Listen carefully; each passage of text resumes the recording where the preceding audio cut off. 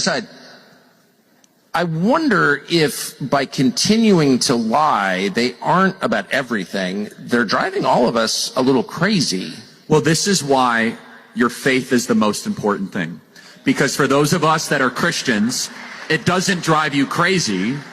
You actually see what's going on, which is that we do not wrestle against flesh and blood, but against principalities and darkness and spirits, that there's a spiritual war here. And you're right, Tucker. I find people in this space that are not anchored to faith, anchored to Jesus, they do lose their mind.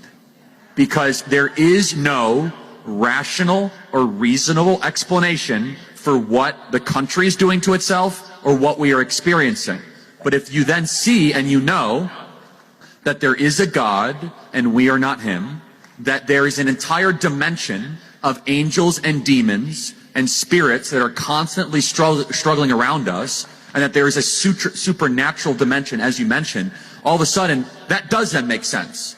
It does not make any rational sense to shut down your schools so you could sacrifice the kids so the elderly can live. That makes no sense whatsoever. It makes no sense whatsoever to keep your marijuana dispensaries open and your alcohol shops open, but the church non-essential. Only a demonic enterprise would do such a thing. Only a demonic enterprise would say that Easter and Pentecost are non-essential, but race rioting and burning down a Wendy's is essential activity. And Tucker, you talk about this a lot. For those of us that know the truth, we know that our God is a God of order and distinction.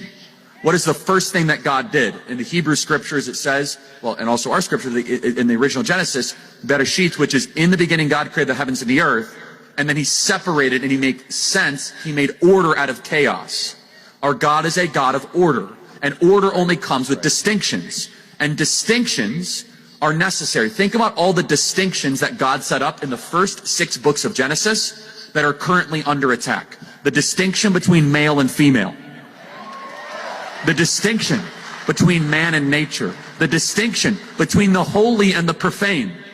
The distinction between good and evil.